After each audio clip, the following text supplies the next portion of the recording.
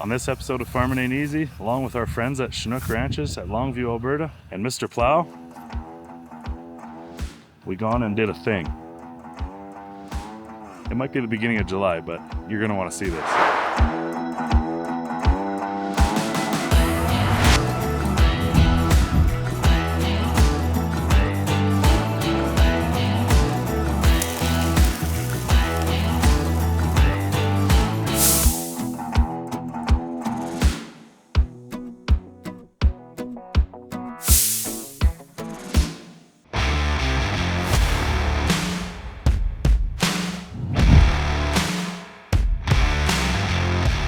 Well, we get to feel pretty fortunate here farming sometimes when this is our office, but this is pretty special too because we are pretty far west and we are pretty far south in southwestern Alberta.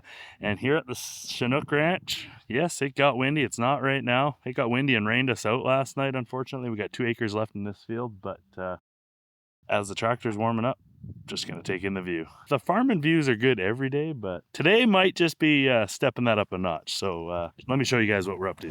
What we're doing here is the start of a crop rotation for Chinook Ranch.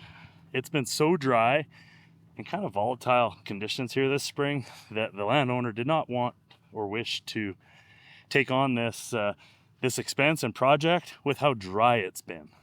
We've had a lot of warm wind and it's been drying out the little bit of rain we've had. So a couple weeks ago, 10 days ago or so, we were blessed with 5.5 inches of rain at this location. So that was enough to change the spirits of the folks here, Stephen Hughes at Chinook Ranch. And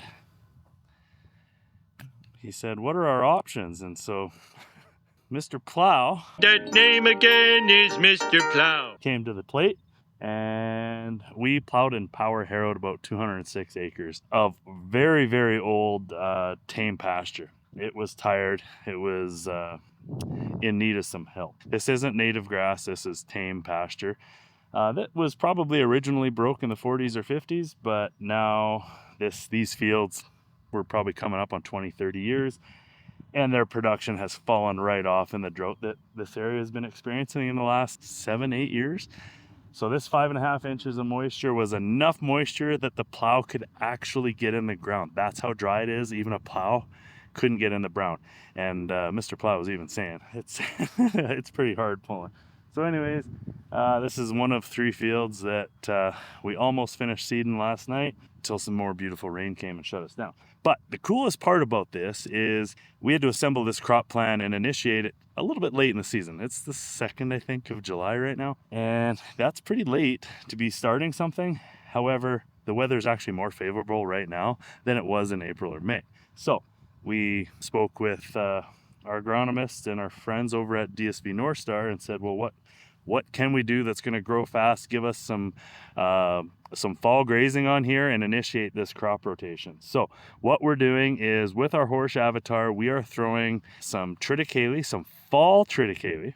Yeah, seeding fall triticale in July. And we're putting down about 55 pounds per acre of that in one furrow. And then we've come up with a grass cover crop blend, you could say, in the other furrow. And it is perennial ryegrass, a new forage pea from DSV North Star, as well as some radish and some forage brassica as well. So what we're doing is we are growing something that's going to be fast growing, and this is going to give this producer some forage for grazing this fall, as early as the end of August. So obviously we need Mother Nature to be in our court for that, to give us some moisture. But, well, as you can see, we got a little over 100 acres done yesterday and until we got rained out. So not going to complain about a rain day, but that's what's happening here, and I better get to it.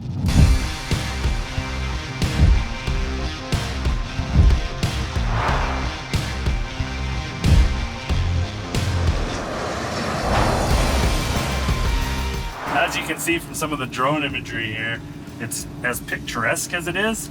The next field is right over top of that hill. But can a guy just drive a quarter mile over top of that hill to get to it? Oh no, we're going up and around. Anyway, at least the views are nice the whole way, but 2 or 3 fields are done and we just have one left to go knock out today, and then who knows, maybe it'll be on to haying season. Is that crazy to think that within days of finishing seeding, we could be getting into hand season. Farming ain't easy. Oh, I love how farming keeps us on our toes. No shortage of surprises and not knowing what you'll be working on tomorrow. I think that's might be what I love most about it. Other than these fast tracks, they're pretty cool too.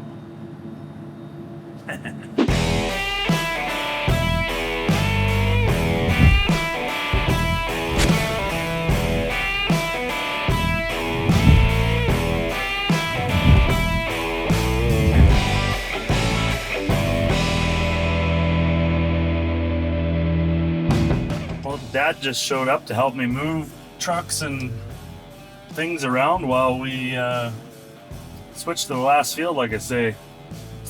And I'm using the drill.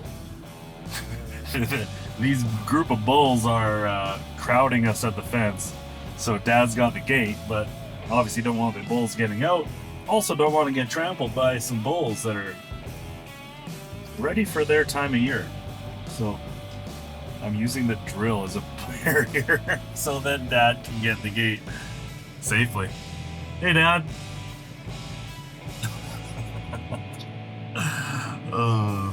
Have you ever seen a horse avatar no-till drill used as a cattle or a bull barrier? Not till today, you probably haven't. Anyways, fun times. Back to work.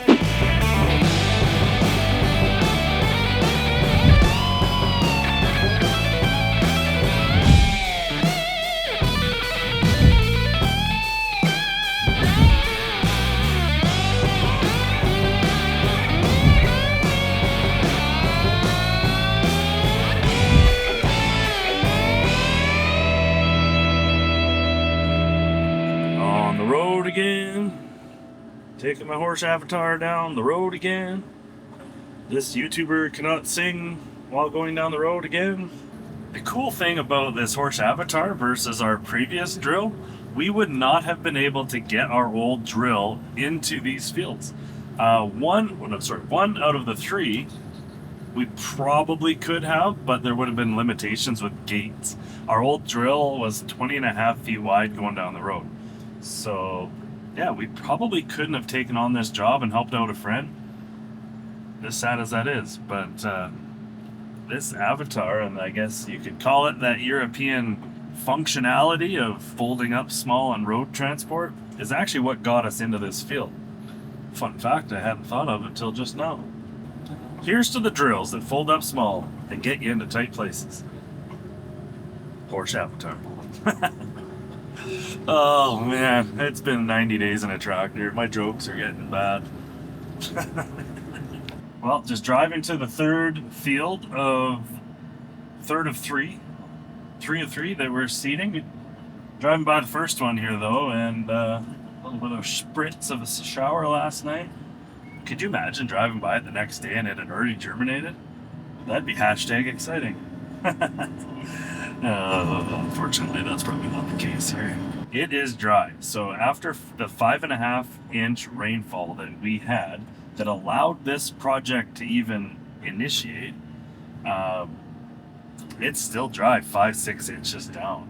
It's just crazy how depleted the soils are in Alberta this year and a lot of other places, but how depleted the soils are. A 5.5-inch rain and that water can disappear.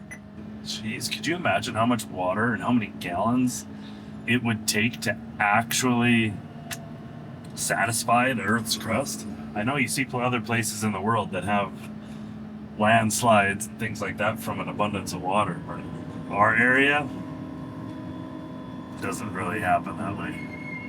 Anyway, third field, let's go. Well, Dad is to the rescue again here and gonna cover for me. We have a variety of vehicles here. That one's heading home. Dad's gonna hop in the drill for a bit, keep going on this last field while I drive Kenny home. So have to maybe ask Stu if he can give me a ride back to come get another truck. Road tripping. I could use a break from the drill anyway. While I let Kenny warm up there, I might as well just show you guys this blend, which is pretty cool. This is a blend that's a little bit new in the fact that I have never grown forage peas before. Oh, and then I ripped the tag off. Let's use a different bag here. Again, our friends at North Star Seed here helped us come up with a blend. So we're putting 55 pounds of a winter triticale down in one furrow. That's going to give some fall grazing to this landowner's herd of cattle.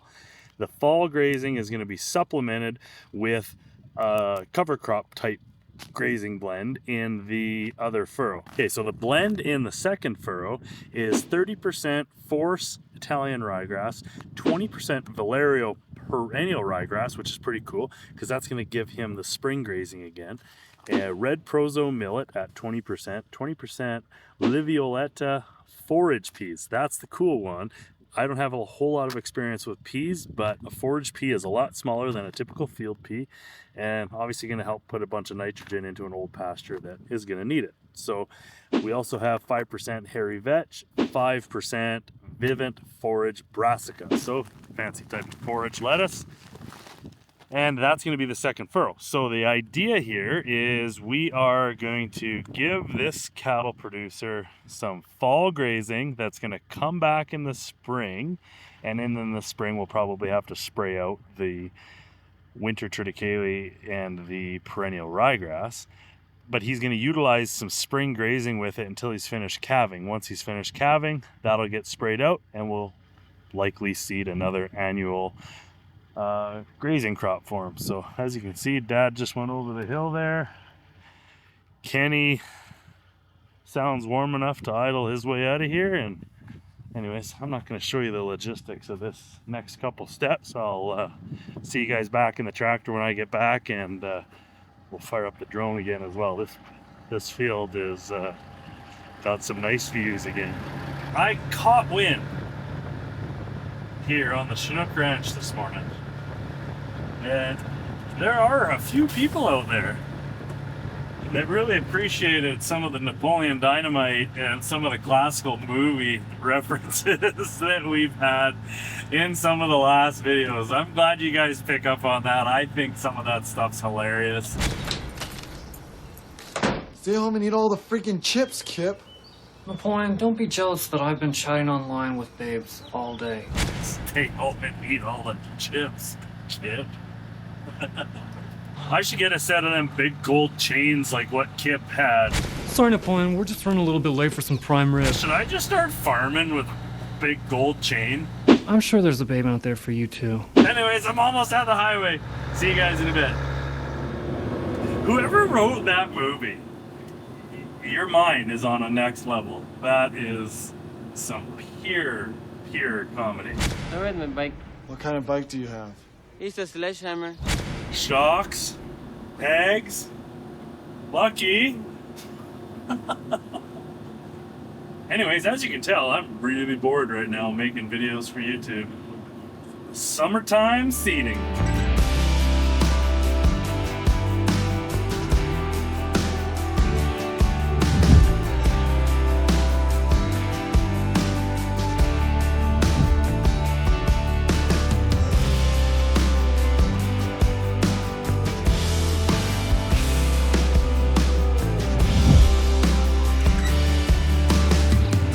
Just like that, as fast as plant 2025 wraps up, haying season has started. We are cutting hay.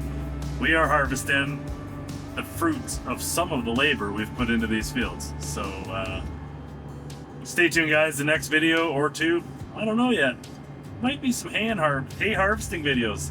Let's go.